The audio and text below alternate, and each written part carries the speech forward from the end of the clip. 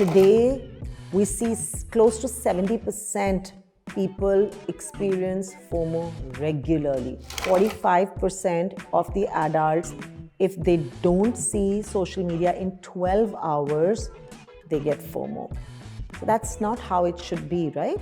FOMO has not only set into our lives at every level, from the social engagement level to what people have, to the desire of procuring more and more, and to the fact of not being satisfied with your own partner. With the dating apps, it's a right swipe and a left swipe, and all you know is every other time you're just looking for somebody better to give you that gratification and that validation.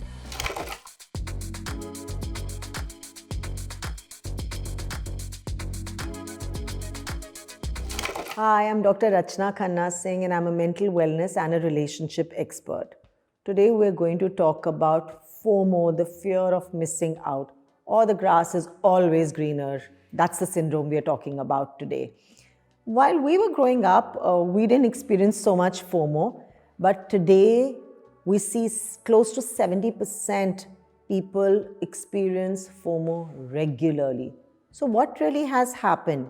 Well, social media is a double-edged sword. Of course, it connects us to people all over the world, connects us and helps us to foster good relationships. But having said that, it also has its drawbacks.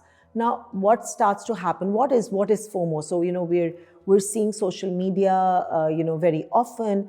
And by the way, just to let you know, about 45% of the adults, if they don't see social media in 12 hours, they get FOMO.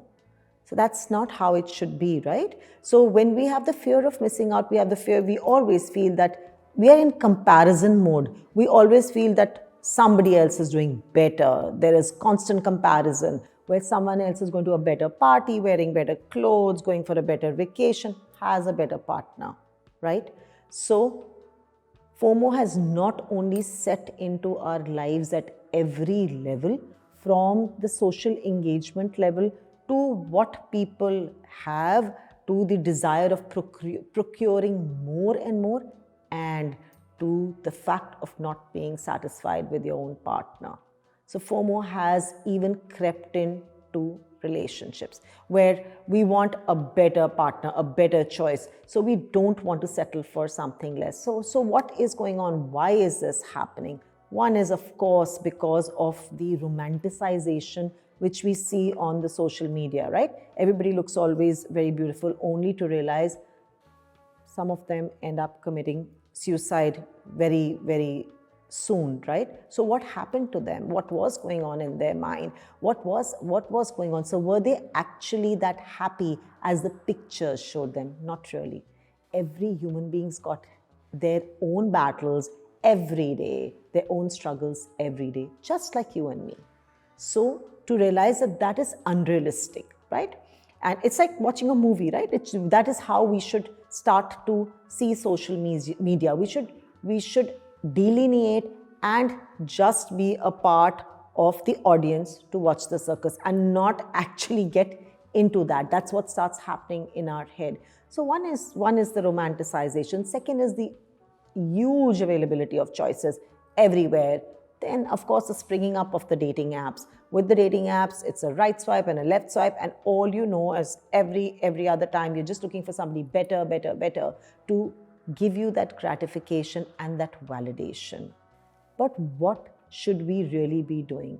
We should actually be shifting from FOMO to JOMO, which is the joy also of missing out, but which includes no negative feelings, which includes just being there and also looking at people's well-being, enjoying what we are going through, enjoying our own emotions. Whereas people with FOMO will start experiencing a lot of negative emotions. Large number experience jealousy, envy, and sadness, disappointment that my life is not going like the other people's life, or I had thought by 40 this is what I'll achieve and I haven't achieved it because I'm comparing. I thought by 50 this is where I'm going to go. That is because we have a comparison in our head. And most importantly, because of FOMO, we end up having anxiety. In fact, I see so much of Gen Z and millennials facing huge amount of anxiety because of the fear of missing out. So what do we do to shift from FOMO to JOMO, to stay in the joy of being present with ourselves and with everybody around? So first and foremost, please limit social media. Take a digital detox once in a while. It's fantastic. We see people sitting in restaurants today, couples, friends sitting, all they're doing is looking down on their phones and not even engaging and interacting. What is the point of that kind of an emotional connection, right?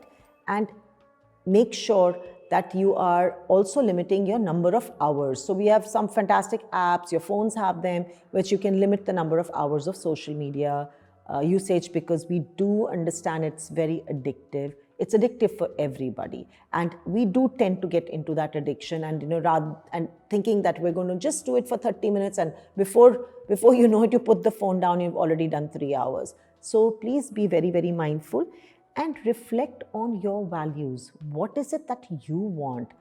Pick up some self courses to improve yourself now and then. Pick up something for your journey, your self-evolution, versus just spending so much time on social media looking at others. Look at yourself. Look into yourself. How can I improve myself?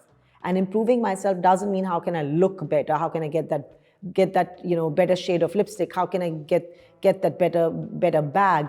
It's not about that. It is improving yourself at the emotional level, at the physical level, also the behavioral level, and the spiritual level.